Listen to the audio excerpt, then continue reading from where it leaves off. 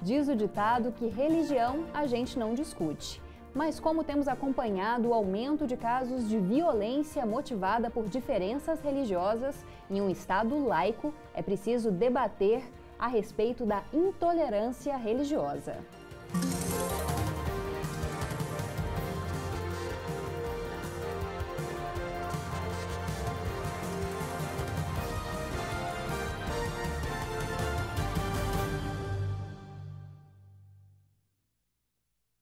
Olá! Hoje o Conexões debate um tema espinhoso, a intolerância religiosa no Brasil. E para falar sobre esse assunto conosco, estão aqui no estúdio o professor da PUC Goiás, Alberto Moreira. Ele também é teólogo e doutor em ciência da religião. Olá, professor, muito obrigada pela presença. Olá. Bom, também contamos mais uma vez com a presença do professor Flávio Sofiati, que é doutor em Sociologia e também professor aqui na Faculdade de Ciências Sociais da UFG. Olá, professor, muito obrigada pela presença. Olá, eu que agradeço, é uma honra estar aqui com vocês. Bom, para começar, recentemente nós acompanhamos dois casos chocantes de intolerância religiosa, principalmente com pessoas que são adeptas de religiões de matriz africana. Segundo os dados da Secretaria de Direitos Humanos da Presidência, uma denúncia de intolerância religiosa é registrada a cada 3 dias. Entre 2011 e 2014, mais de 500 queixas desse tipo foram registradas. Nós realmente estamos acompanhando um aumento dos casos de intolerância religiosa ou as pessoas agora perceberam que podem denunciar que isso é um crime? Professor Sofiati, gostaria que o senhor começasse. Bem, esse é um tema, de fato, necessário de ser debatido hoje, porque nós temos uma sociedade que, do ponto de vista religioso, é muito plural, mas apenas na perspectiva do cristianismo. Se for pegar os dados do censo, no caso brasileiro, a maioria, enfim, da população ela é cristã. Então a gente teve uma diversificação do cristianismo no Brasil, principalmente com, enfim, a entrada de novas igrejas pentecostais, evangélicas. Mas você tem grupos minoritários, como por exemplo as religiões de matriz africana, que também precisam de ter esse espaço de liberdade que as religiões cristãs têm, que são a maioria hoje no país.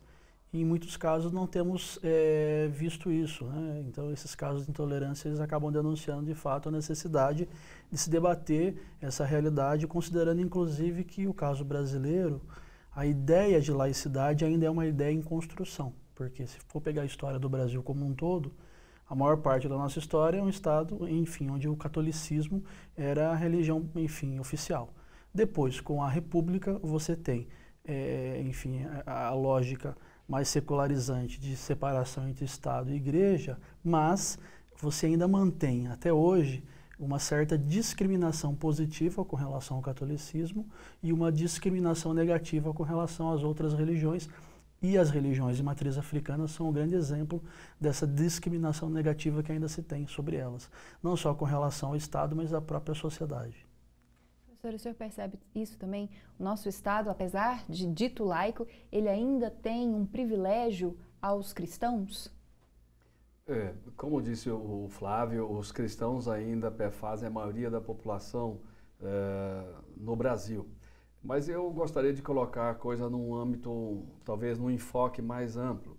Os processos de globalização, de desenraizamento cultural, os processos de migração aproximaram os grandes sistemas simbólicos, diluíram um pouco as fronteiras entre eles e gerou, hoje nós todos que estamos, digamos, metidos nesses processos, passamos por uma fase de incerteza, de insegurança, de dificuldade de caracterizar a identidade, e isso a religião muitas vezes serve como digamos assim, um apelo, um recurso simbólico para que as pessoas declarem e fechem muito os seus sistemas de pertencimento.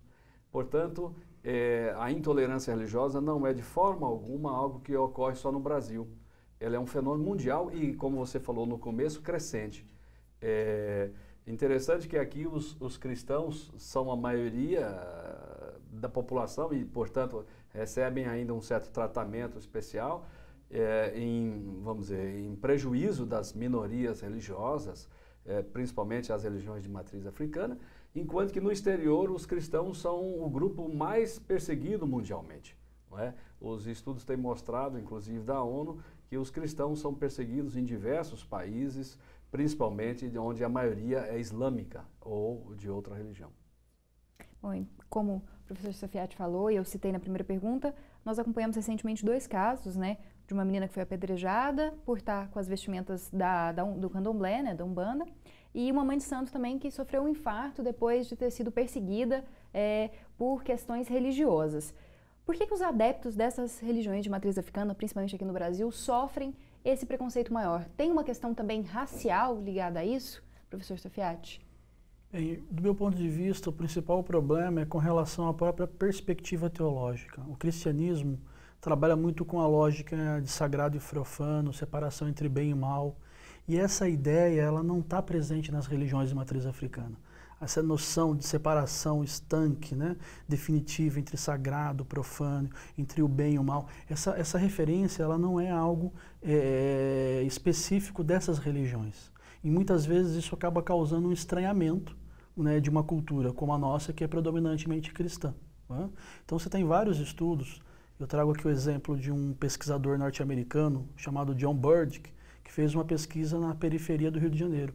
Na verdade, na região suburbana da cidade do Rio, mostrando como, né, o crescimento de igrejas pentecostais e neopentecostais era acompanhada da redução quase que imediata de terreiros de religiões de matriz africana. Mostrando que há, né, na realidade concreta, muita perseguição de setores cristãos, principalmente do neopentecostalismo, a essas religiões. E do meu ponto de vista, não é a única explicação, mas uma das referências para se pensar isso é esse estranhamento com relação à matriz religiosa, à lógica teológica que acaba definindo esses agrupamentos religiosos. O senhor concorda, professor? Eu concordo em parte.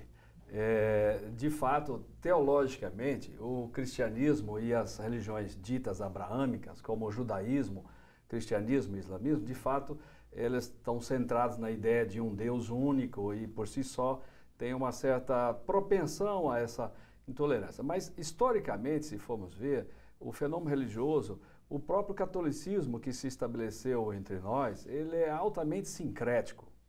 Quer dizer, na verdade, teologicamente, doutrinariamente, deveria ter uma incompatibilidade, uma falta de simpatia ou uma antipatia para com um credo diferente. Nós vemos que no Brasil há uma grande simpatia para qualquer forma de expressão religiosa. Há a discriminação, mas há também, historicamente, na prática, eu acho que há uma abertura, uma porosidade para a assimilação de elementos dos outros sistemas simbólicos. Eu daria um pouco de razão àquilo que você começou a dizer. Eu acho que no Brasil a nossa intolerância religiosa ela está assim ligada com racismo, ela está assim ligada com questão de desigualdade social, com uma sociedade violenta e na verdade também com uma carência muito grande de formação religiosa básica, nesse sentido, sobre o fenômeno religioso. Não é? Bom, a gente vai para um rápido intervalo, mas continuamos discutindo intolerância religiosa no próximo bloco. Não saia daí.